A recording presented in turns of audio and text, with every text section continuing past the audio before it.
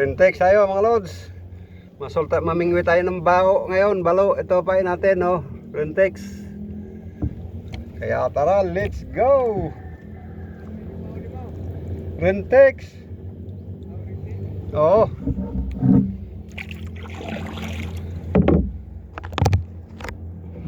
Ngayong umaga mga lods, nakapamingwi tayo ngayon dahil nakahiram tayo ng bangka sa kaibigan natin. Yung ating bangka ay nakatambay pa dahil naghihintay pa ako ng pintura at saka epoxy na ipapadala sa aking mga bata, yung aking mga anak. Kaya ako samantala mo nang pahiram-hiram muna tayo ng bangka. Nang masilayan ko ang iyong ganda.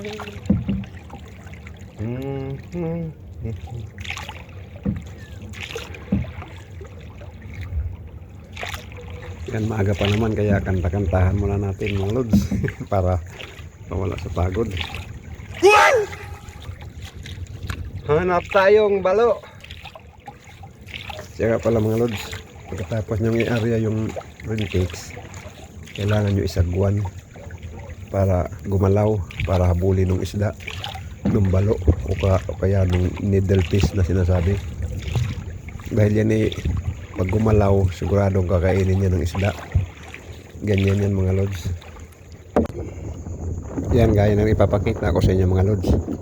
Ganito yan pagka inariyan nyo, sagwan nyo na para gumalaw yan at habulin ng isdang needle fish o ng balo. Yan, ganyan yan. Area ko.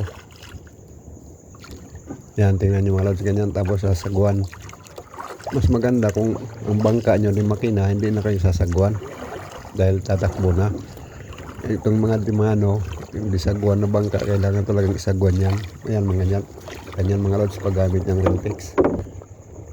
Maraming klaseng kulay itong rintex mga lods.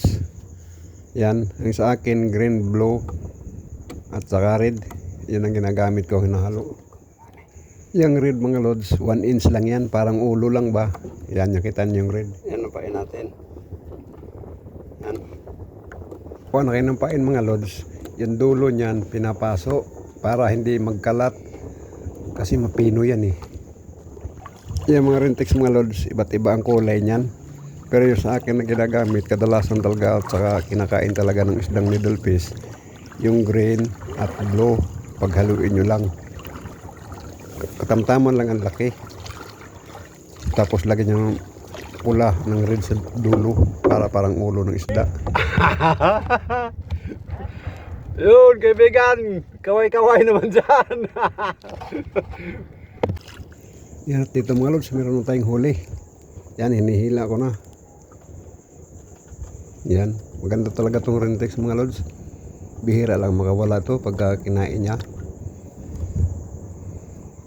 Gamit ko palang nylon dito mga lods number 4. Pagka bisagwan ka lang, nylon mo number 4 lang. Yan, kita nyo mga lods. O yan o, huli na agad. Yan, tingnan nyo yung dulo ng tuka. Yan o, yung red. At saka yun, nakapulupot sa niya talaga bunganga yung rintex natin. Yan o, kita nyo. Saka madali lang putulin yung nylon number 4 pagka tapos.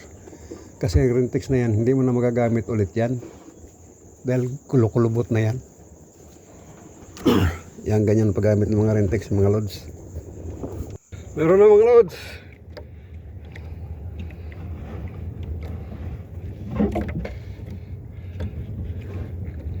Yun, layo pa.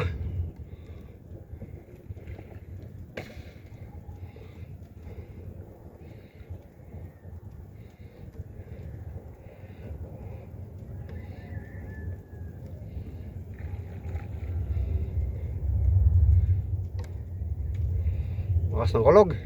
Ito yung mga lods, maulap na banda ron.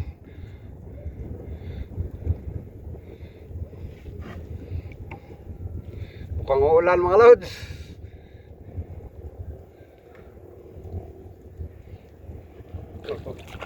Nasa likod. Nasa likod yung ating huli. Sagwan muna natin konti. Mahangin.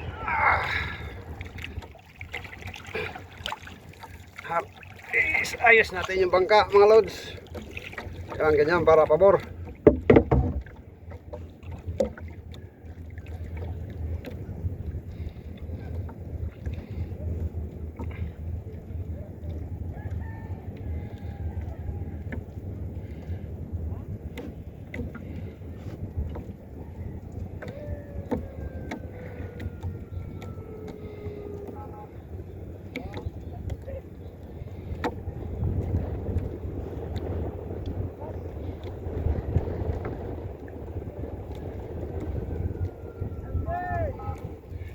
Oh!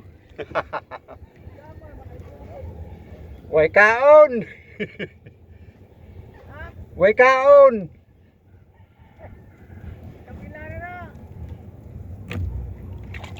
Kaduha pa rimor! Kaduha! Oh!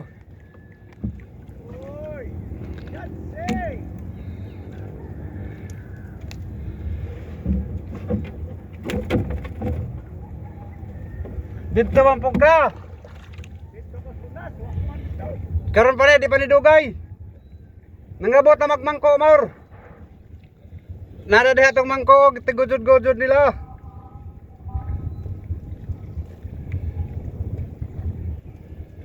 Gansi. Lag-lag pa. Dool nga rin, aram masuod kami.